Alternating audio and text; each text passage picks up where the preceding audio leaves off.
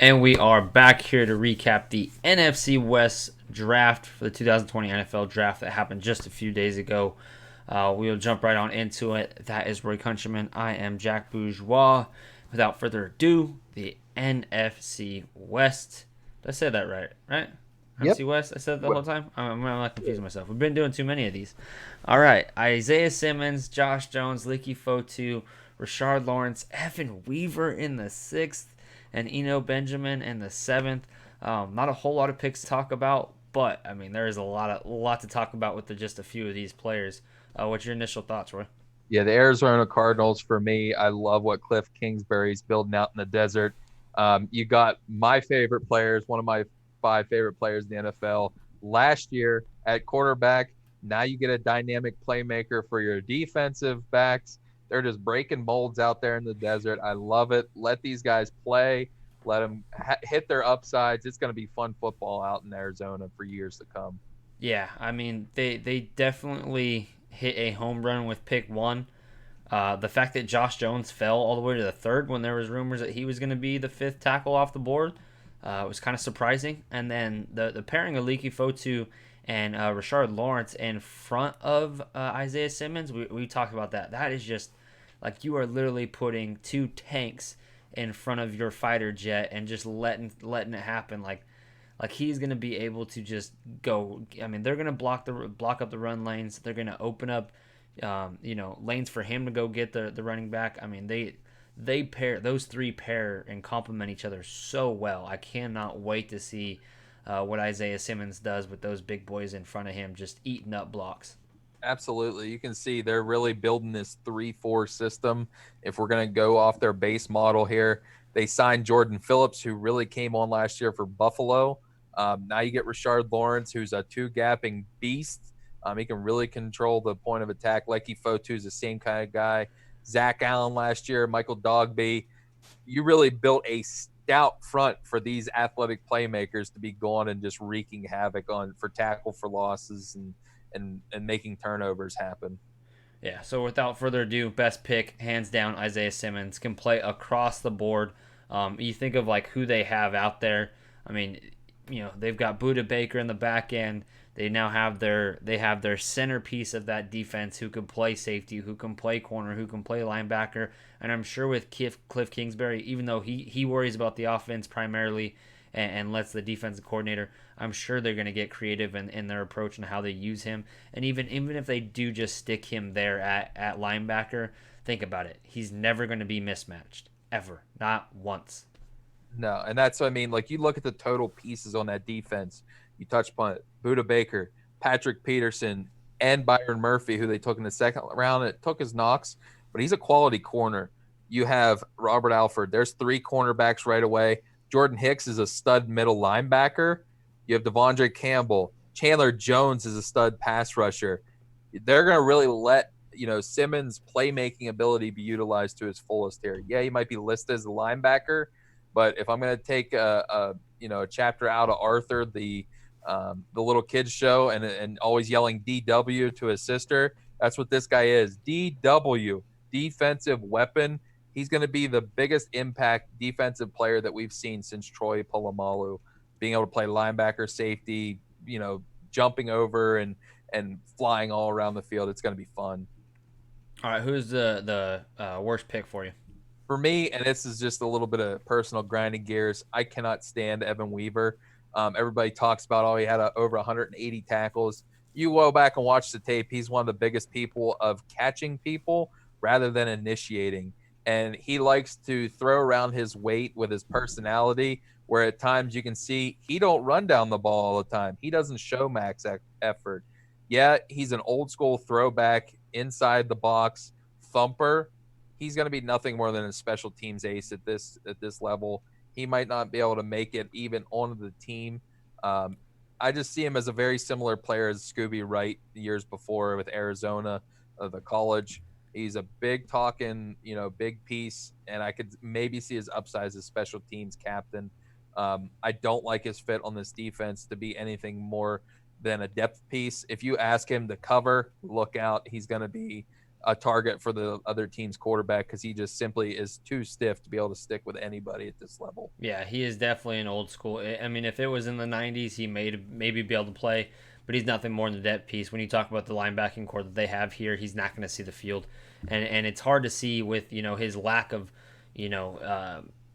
elite athleticism, him making it onto a special teams. I'm not sure where they fit him. I don't hate the player as much as you do, but I'm definitely not that big on him. I think for a 6th-round pick, he was worth taking a swing. In terms of the sleeper pick, the Rashard Lawrence, I mean, this guy is a stud. We're talking about a champion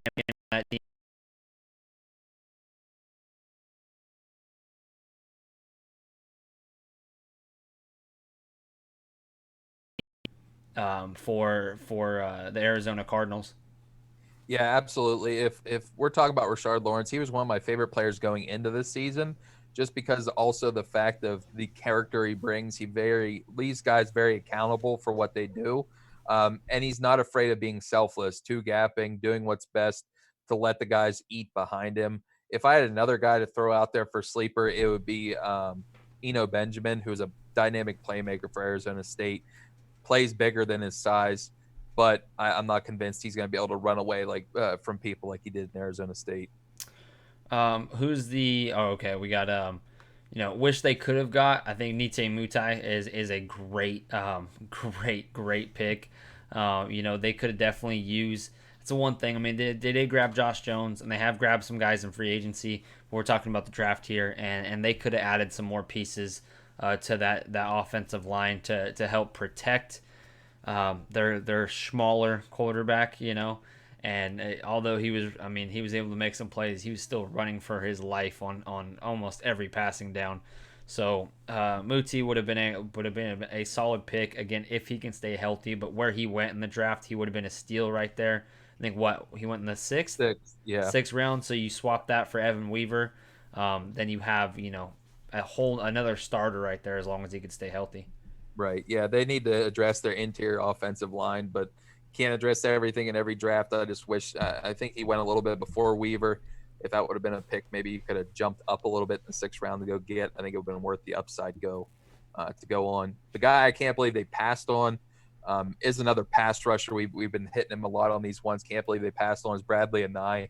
You put him opposite of Chandler Jones. That would have been sick as an outside linebacker, even as a 4-3 defensive end. Just a guy could have got a lot of one-on-ones.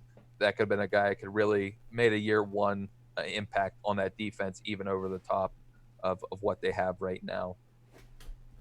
Yeah, in terms of can't believe they passed on. I think we could put this in. We've slotted this guy in literally at every pick. But this is somebody that I had even mocked at one point. If they were to get back into the 2nd round, Bradlee Anae. Again, you could it would have been nice to have somebody opposite of Chandler Jones. As a rotational pass rusher, I get it. I completely understand it. Who do you got for the undrafted free agent? So undrafted free agents, they didn't have a lot of high upside players, but this is one guy I was quite keen on throughout the process. As that 7th-round guy, kind of maybe outplay where he's taken. And they got him an undrafted. That's Jace Whittaker. He played a lot of outside corner at Arizona, but he is so feisty in coverage. Like, he might not have the athleticism to match foot quickness wise, but he will play you nasty early and on. He's not afraid to jam guys at the line of scrimmage. He might have to push inside the nickel more than anything, but this guy's just tenacity shows up. Even if he's a special teams player, maybe a nickel piece here, he just reminds me a lot of Cortland Finnegan. Just the way he just would combat people, go at them, even if he would lose a couple snaps here and there. He's not afraid to chip in on run support. He's just a real nice all-around player. Just doesn't have the athleticism to be a high upside type player. Yep. So our final grade for the Arizona Cardinals, A-. Again, I think they had, you could probably say at least 4 starters, right? I'd say the first 4 picks are four guaranteed starters. Yeah, if Josh Jones, if he gets beat out by Marcus Gilbert, who they re-sign at right tackle, he's going to be a starter before too long. Yeah, I mean, at least by year 2, you got 4 starters for sure. All right, so if we're moving on down to the Los Angeles Rams, there we go. All right, and this one it's kind of because I love the players. I just hate where they drafted them, and I hate the fact that they drafted them because they had glaring needs elsewhere. Taking a running back after you're still paying Todd Gurley. Why would you not just keep Todd Gurley if you're that desperate for a running back? If you didn't think that Brown and Henderson could take the workload, like Malcolm Brown is a good running back. Henderson, he flashed a little bit at least last year. Again, I think he had to get used to the play speed coming from Memphis to the NFL. It takes a minute. But why would you go get Cam Akers, who, again, I am extremely, extremely high on, was one of my favorite running backs coming out of the draft class. Van Jefferson, one of, arguably 1A, 1B, at worst, the third best route runner in this draft class, was uncoverable at the Senior Bowl and in Mobile. Terrell Lewis is an outside linebacker for Alabama. Could be a stud. Terrell Burgess is another one I really like. Again, you got two guys with a little bit of injury history right there.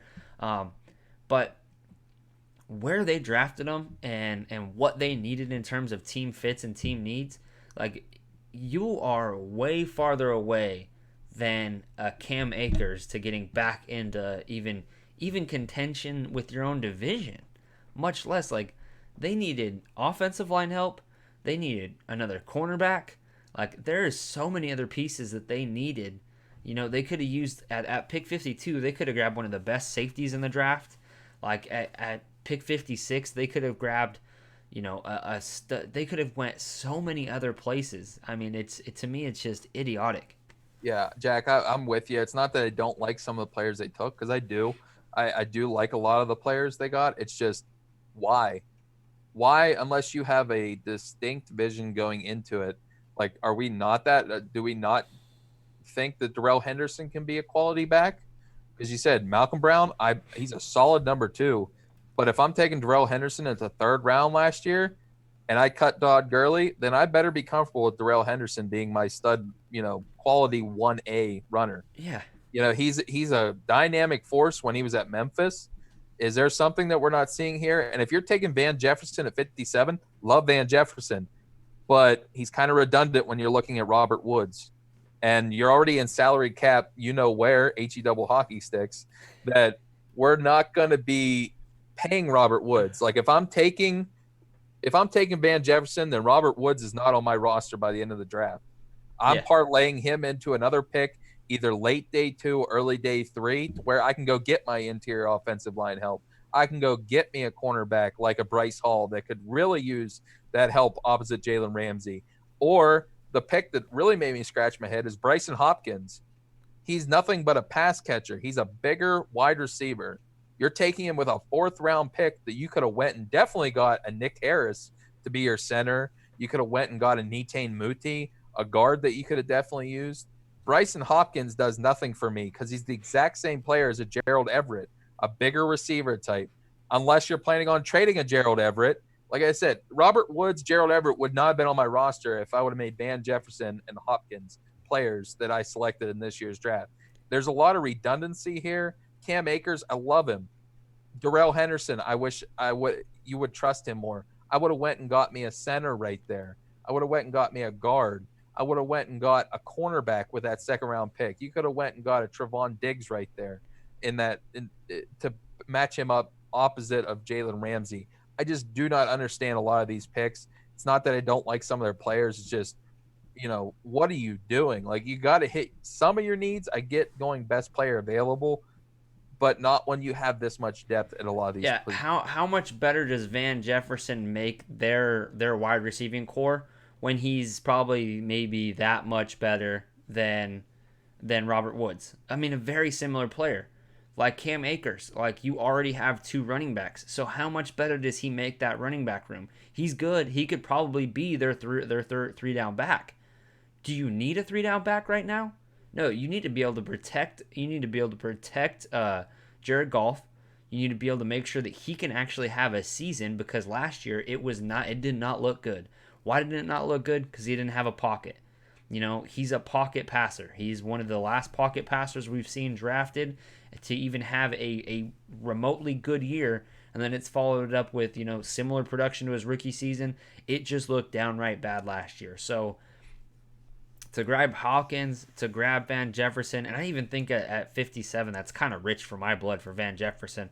There's other guys still on the board that they could have took that would have had similar, impact, or they could have grabbed guys in the fourth that would have had, or the third that, they had two seconds and they had 2/3. I would have taken the wide receivers in the third over taking Van Jefferson in the second because, again, the safeties you could have got there, the cornerbacks you could have got there, were literally pairing up, and other teams are using those same players as their number one option at safety, their number one option at cornerback. Yeah, idiots. absolutely. Idiots. Yeah, And for somebody to even have the nerve to say this is the best draft class they've ever seen, the Rams draft, is completely asinine. Good players, not even best player of value on my board at all by any means. There's so many other players I would have took before these guys. And again, I like Van Jefferson. I love me some Cam Akers. I like me some Terrell Burgess if he can stay healthy. And I like Terrell Lewis. Again, if he can stay healthy, those guys are solid contributors. But really, it's just, I'm sorry. Well, let's get through our right. superlatives Yeah, here. yeah, we're going way too long. Best pick, Van Jefferson. I think that's pretty easy. Player-wise, not saying where they selected him. Best player they probably took was Van Jefferson, maybe Cam Akers if you're throwing it out there. But I just redundancy is just the word for me whenever I see this draft of the Los Angeles Rams. You can call him anything at this point. Worst pick, I already kind of harped on it, Brycen Hopkins. Redundancy again.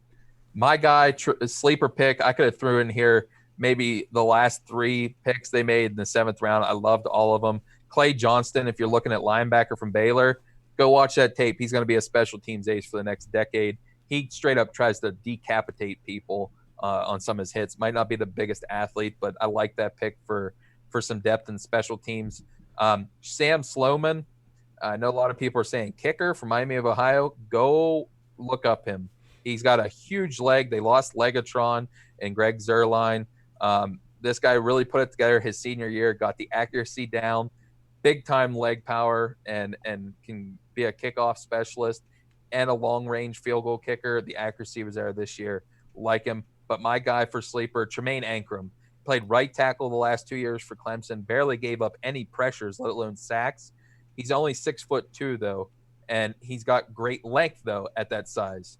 So they'll probably push him in at guard. That's going to probably be a keeper for them at right guard, right tackle. If they give him a chance to really prove himself a tackle, I would give him that opportunity because he does have the foot quickness to mirror. So Ankrum's my guy. It's just I'm glad they got him because that's the one saving grace they got in their line that they can maybe throw in. He might actually, because of how weak that offensive line is, he could see playing time this year. Yeah. I would not be surprised.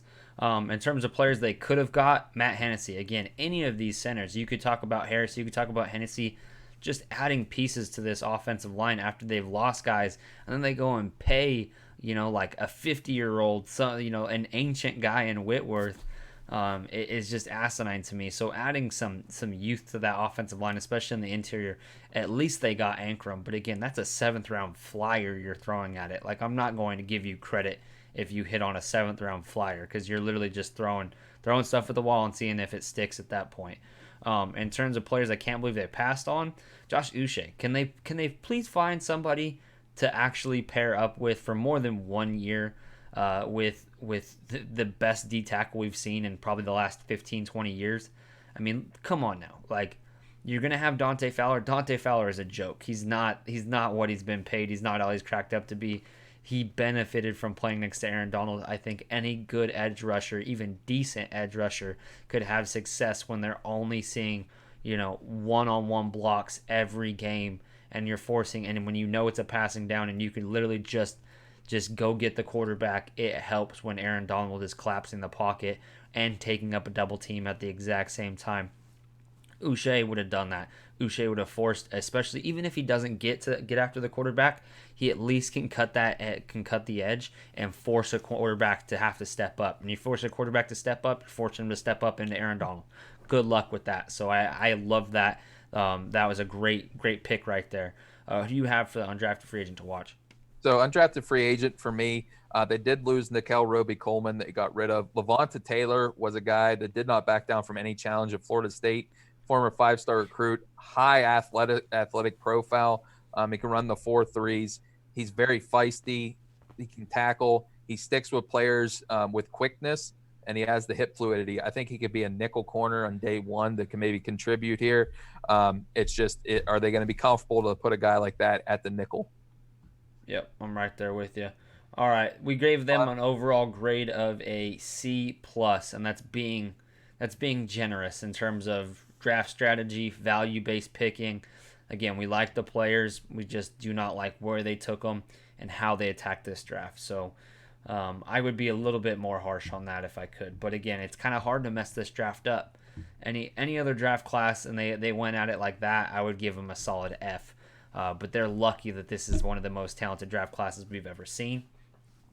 Moving on down to the Seattle Seahawks.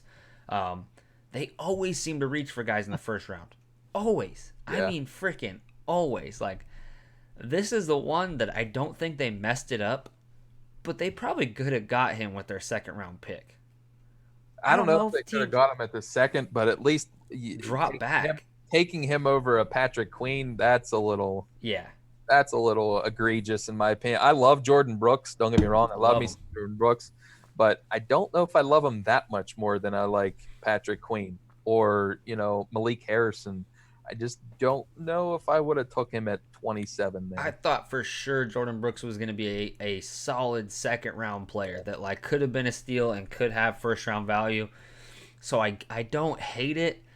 I just don't love it either. And then going back to back, with Terrell Taylor, Damian Lewis in the third. I do like that pick for them. Again, especially if they can kind of lean him out a little bit.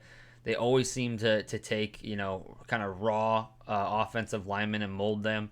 They don't have the same O-line coach they used to have to do that, but I think they still possibly could.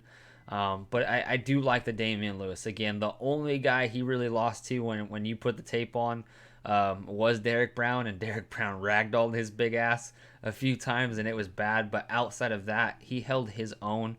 Again, it wasn't pretty, but I'll take an ugly win over getting ragdolled, by small school guys or by anybody else in the SEC. When you're only getting beat by Derek Brown, I'm okay with it. Yeah, that's saying a lot.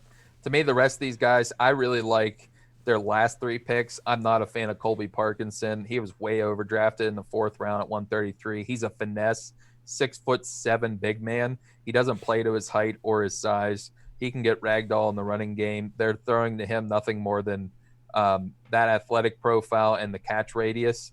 But even at that, I'd say at best he's Jesse James, the former Steeler. He just doesn't play to his size and his measurables. I love DJ Dallas, former wide receiver, converted over to running back for the Dolphins, for the Miami Hurricanes. Runs hard, runs angry, and can catch the ball out of the backfield. They use them at even Wildcat. Real fun player to watch. I love that value, especially with Chris Carson coming off an injury and Rashad Penny. He might be a year one contributor here in short order. Alton Robinson, big-time pass rushing juice, can bend, can get under as a 4-3 defensive end. That was a steal in the fifth round. I think he had some off-the-field issues that dropped him there more than anything.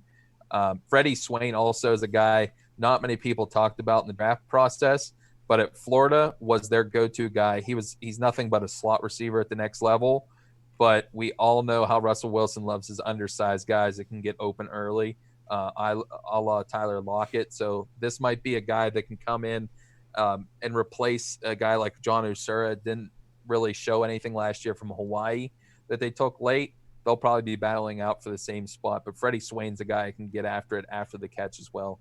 I could not believe that Alton Robertson was there at 148. Yeah. He's got length, he's got bendability, he's got a high motor, he's got a quick first step. There's not a lot to dislike. Again, I think it was, like you said, it was the off-field issues.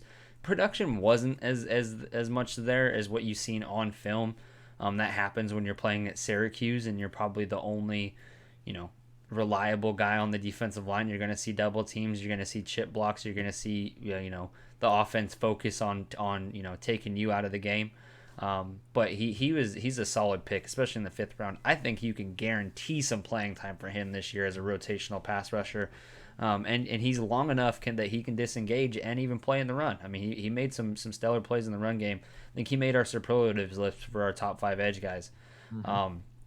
In terms of best pick, I think as a value-based standpoint, Damian Lewis, he's going to start. He's going to be just thrown right on in there. They got rid of DJ Fluker, right? So I mean, they figured that, all right, we've got a DJ Fluker clone almost. I want to say I think he might have been my player comp. I think you might have threw him out there as a player comp because I think he was my player comp too. So power type player that issues with speed, Yeah.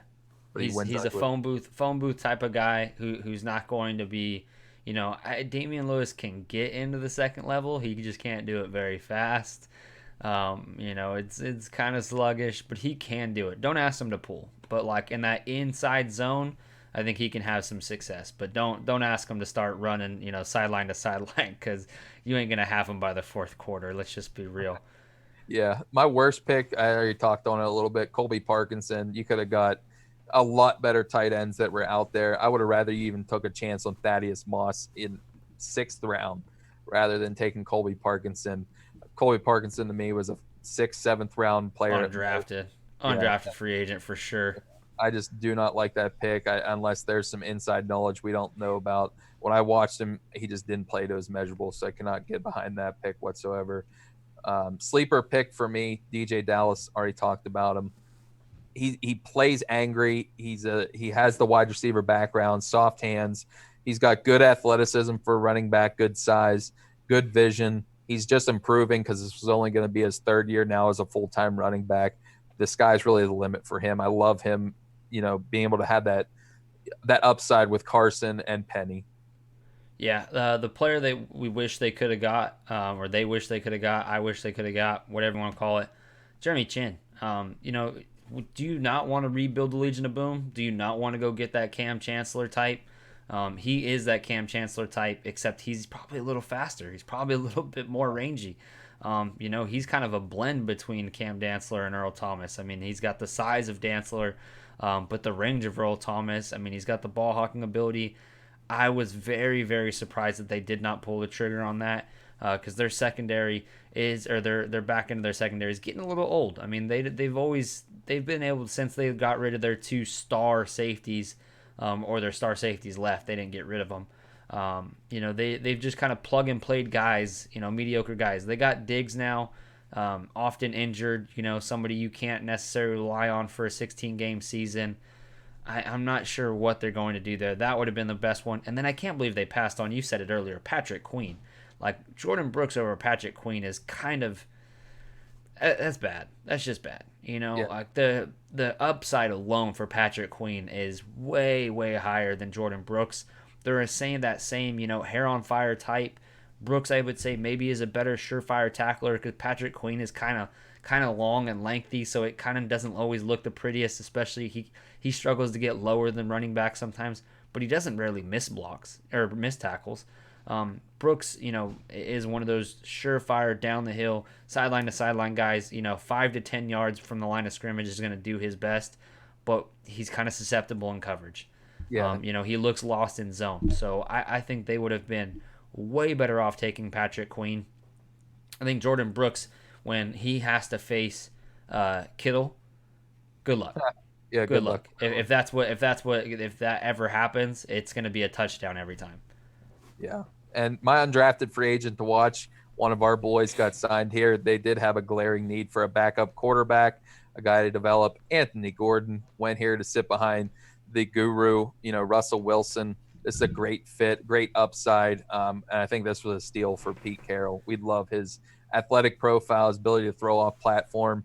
This might be a guy in a year or two from now, they're trading for a 3rd, 4th round pick because of the way he's been flashing on either the preseason or even in maybe a couple games here and there for Russell Wilson. Yeah, you never see Russell Wilson hurt, so it's like they've never really had to put him in unless they're like taking downs off or he's they're already heading to the playoffs, so like they're sitting guys week 16, week 17. So I'm upset that we're not going to get to see Anthony Gordon play until he maybe hits another roster.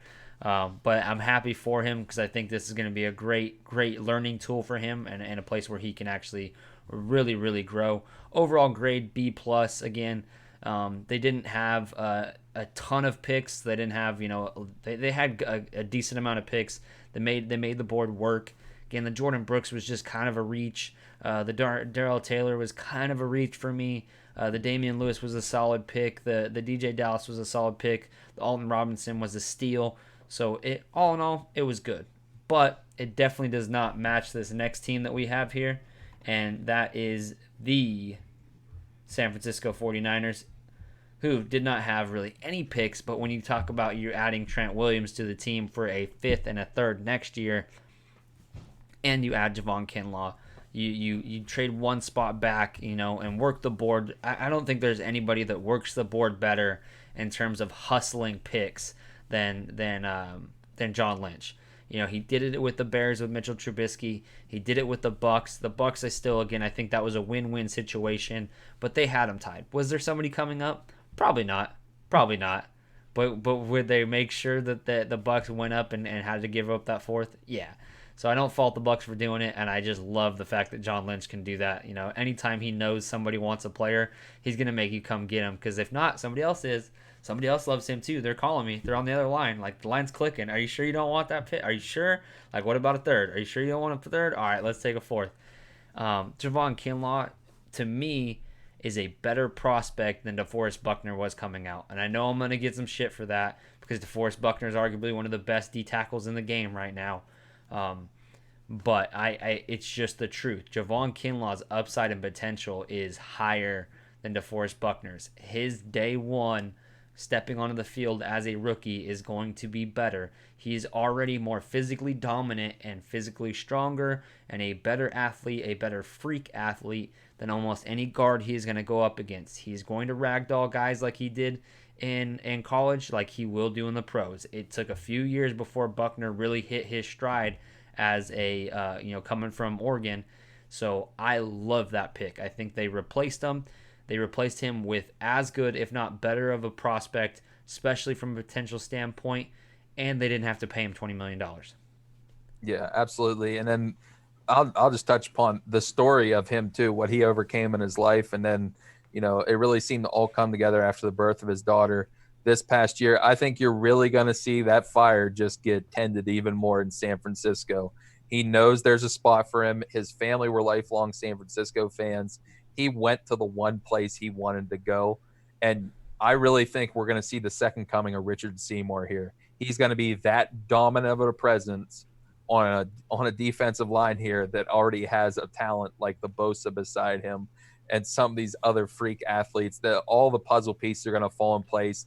San Francisco is not going to miss a beat losing DeForest Buckner, and they might be better off. I'm with you in that boat. I think his upside is higher than a DeForest Buckner because I think he can have more of an immediate impact, both as a run defender and a pass rusher. And that it's just going to be real fun to see in San Francisco. I love this fit for him to go there, be able to play multiple positions, multiple techniques, and get, flashing at his dominance ability.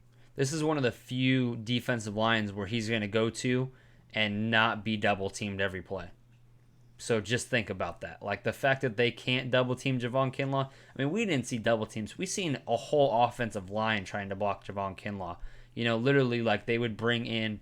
They were more comfortable with having the tight end block the defensive end, and having the center, the guard, and the tackle go after Javon Kinlaw. Like, that's what happened. That's what we've seen. And so, I mean, that's the other guy that kind of threw Damian Lewis around, and so I'm sure in that division he's going to do the same thing. But then the Brandon Ayuk pick, they moved up to go get him. I don't know if they felt like they needed to do that. They only had a few picks, so they could have added some more pieces. I don't hate it. I'm not a big fan of Ayuk. I like Ayuk, but I don't think that he is a immediate game changer. Like they could have got. They could have stayed back and got a very similar player, but I'm okay with it.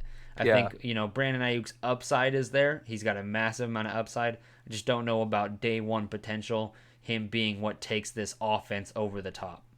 Yeah, I agree, Jack. I don't know if you would have had to go back up, but apparently they like his upside in that offense. Maybe he could have sat back in the second round or got another player like a KJ Hamler or something like that after the catchability. Although Ayuk is unique, being his length compared to his height is ridiculous. He does have the length of like a 6'4" receiver. He is an after the catch specialist. His hands touch his Yeah. knees. That's Yeah. crazy. It's just that I can see where they're going for with the loss of Emmanuel Sanders and that you have a Debo Samuels. You took a Jalen Hurd last year. You have some other type of pass catchers you're hoping to get there. But Ayuk, I think, is going to be a day one contributor here, at least as a kick returner and is probably a number 3 option in that offense behind Kittle and Debo Samuels. So you're getting that upside. For me, I don't like a lot of their picks on the limited upside they have in them third day. Wasn't a fan in the 5th round, who I believe they traded up for, Colt McKivitz from West Virginia. Just a real blah athlete. Can get turnstile and pass protection. He's more of a run blocker at this point. Does have some length. Charlie Werner's my favorite player that they took on day 3 in the 6th round. He was an all blocker at Georgia. He was probably the best blocking tight end in this class, and he was very underutilized as a pass catcher. He does have a wide catching radius. He can be a red zone target. He's going to be that number 2 tight end. He does have that upside. Jawan Jennings, I'm not a fan of whatsoever. He's a big slot only, and he has a poor attitude, poor practice ethics we could talk about from down to Senior Bowl. We all were sitting there like, who is this guy? Like, he looks like a sloth out in the field. He does catch everything because he does have strong hands, but he doesn't separate. He doesn't really participate on special teams that much. I don't know what his role is going to be for San Francisco. He stood out at the Senior Bowl practices for all the wrong reasons, Right. and that's one thing you do not want to see when you're down in Mobile. In terms of the best pick, it's got to be Javon Kinlaw. They acquired a 4th round pick and got Javon Kinlaw in the 1st. How could you be upset with that? Absolutely. I can't argue that one bit. Worst pick for me, I kind of talked about Colt McKivitz. I just didn't see that, especially when you had guys like Bryce Hall still on the board. You could have got some secondary help or maybe a safety there to get some depth to develop behind their big time starters. Yeah, the sleeper pick, Charlie Warner, like you said. Now they have a solid number 2 tight end, or somebody who can mold into a solid number 2 tight end from and with Kittle. With Kittle there, he's going to learn the right way of playing the position. But to roll on over into the player we wish they could have got would have been Dalton Keene. Obviously, we were not very happy seeing Dalton Keene go to the New England Patriots. But if you would have talked about him and Kittle with the way that they both can catch the ball in the yak and the refusal to go down, that would have been an amazing combo. And so I think they should have probably looked for Dalton Keene over Warner. Yeah, but I can't fault them. That would have required a trade up, and they had to go get their man Trent Williams. So, but Dalton Keene going in the 3rd, I was not expecting. I thought he would maybe a 4th or 5th, but apparently New England Patriots have been reading my scouting reports. Completely. So, yeah, I think they have been. They had a pretty good draft. We'll get to that. Yeah. Guy I can't believe they passed on, Bryce Hall, we already talked about. Instead of Colt McKivitz, which you got a guy in Trent Williams now. You had a guy last year, it really showed out whenever Joe Staley was injured, Justin School. He looked quite confident at left tackle. He can be your swing tackle now. Don't really get the Colt McKivitz whenever you could have went and got a lanky press corner in Bryce Hall to learn behind Sherman for another year or 2. Don't understand that. You could have let him redshirt with his injury. My undrafted guy to watch, and this was a guy we really took interest in down at the Senior Bowl, JaMycal Hasty. They traded away Matt Breida here in the draft to Miami. Now you're getting a guy that has some explosive cutting ability. That one-cut system they run, JaMycal Hasty has that burst, the vision, the upfield speed to get through the hole. Could be that undrafted free agent sleeper that you see that could really fit into the system. I got a feeling he's going to make the team. He kind of just can slide right into that Matt Breida. I mean, they've got Tevin Coleman. They've still got Jared McKinnon, who still has yet to even get on the field for them. They're still paying both of those guys. So if they decide to cut ties and open up a little bit more cap room, I could definitely see JaMycal Hasty being that. He has that home run ability. he's a playmaker, and especially if you can get him up in a little bit of space, he can make things happen.